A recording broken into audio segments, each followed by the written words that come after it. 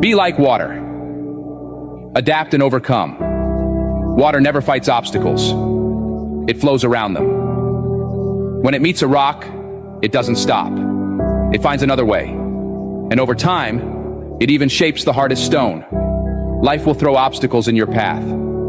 But instead of resisting, learn to adapt.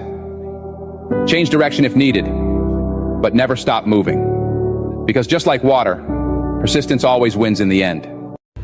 Asahan mo, sa mundong to, kailan may hindi ka magugustuhan ng lahat. Sa mundong to, hindi lahat papalakpak. Hindi lahat makikinig o bibilib sa iyong tinig o sa iiwanan mong yapak.